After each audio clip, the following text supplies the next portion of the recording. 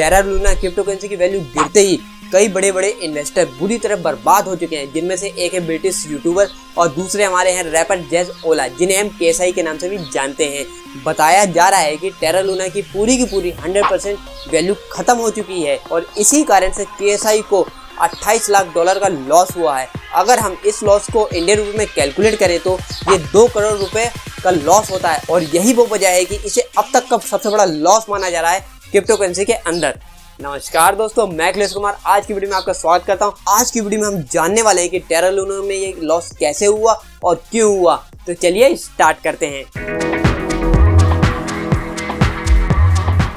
दोस्तों सबसे पहले हम जान लेते हैं कि टेरा लूना है क्या। लूना एक क्रिप्टो करेंसी है जो टेरा ब्लॉकचेन पे एक्सेस करती है। ये कॉइन इतना ज़्यादा हॉटेस्ट था कि इसकी रैंकिंग टॉप 10 क्रिप्टो करेंसी में आती थी। वो इसलिए क्योंकि इसका एल्गोरिथम इतना अच्छा था कि कुछ ही समय में ये करेंसी बहुत पॉपुलर हो गई थी और इसी वजह से इन्वेस्टर इसमें बढ़ चढ़ के इन्वेस्ट कर रहे थे। तो दोस्तों अब जान लेते हैं टेरा लूना का मेन वर्क क्या था। टेरा लूना लिंक थी एक USD कॉइन से, जिसका पर्पस पूरी दुनिया में ट्रांजैक्शन करना था और USD कॉइन को एक स्टेबल कॉइन कहा जाता है। दोस्तों स्टेबल कॉइन वो होते हैं जो किसी कमोडिटी से बैक्ड बाय होते हैं, जैसे गोल्ड या किसी कंट्री की करेंसी से, जैसे डॉलर कह सकते हैं या BTC से भी ये बैक्ड बाय हो सकते हैं।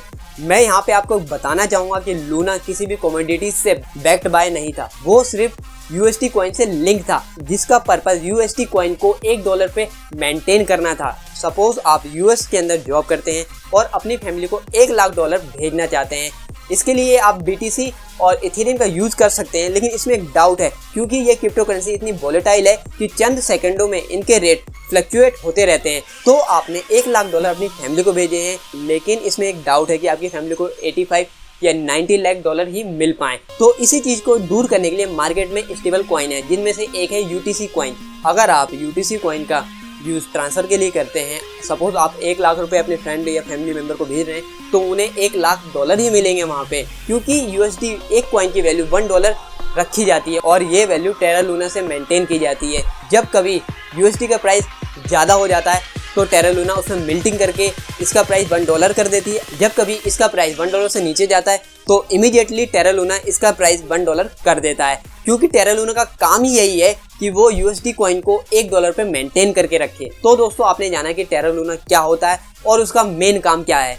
तो अब जान लेते हैं कि टेरा लूना में इतना बड़ा क्रैश कैसे आया और क्यों हुआ। जैसा कि मैंने आपको अभी बताया है कि टेरा लूना किसी भी कमोडिटी या किसी भी चीज़ से बैक्ड बाय नहीं था, ये सिर्फ USD कॉइन से लिंक्ड था, जिसके कारण किसी ने USD कॉइन को बड़ी क्वांटिटी में डंप यानी सेल कर दिया, तो USD कॉइन का प्राइस $1 से बहुत ज़्यादा नीचे चला गया। तो इस चीज़ को मेंटेन करने के लिए टेरा लूना के फाउंडर ने 1.3 मिलियन के BTC सेल कर दिए और वो अमाउंट उन्होंने UTC कॉइन को मेंटेन करने के लिए यूज़ किया, लेकिन इससे भी कोई फ़ायदा नहीं हुआ और इसके अंदर लगातार USD कॉइन सेल होते रहे, जिसके कारण टेरा लूना की वैल्यू पूरी की पूरी ख़त्म हो गई। तो यहाँ पे आप मेजर कर सकते हैं कि कैसे टेरा लूना एक महीने के अंदर कितना गिरा है। इसका प्राइस एक महीने पहले $28 था और अब आप देख सकते हैं कि सडनली इसका प्राइस 94 सेंट हो गया है, यानी इसकी वैल्यू पूरी तरह से ख़त्म हो चुकी है। और इसी कारण से बड़े बड़े क्रिप्टो एक्सचेंजेस ने इसे बाहर कर दिया है अपने प्लेटफॉर्म से, यानी इसे डीलिस्ट कर दिया है।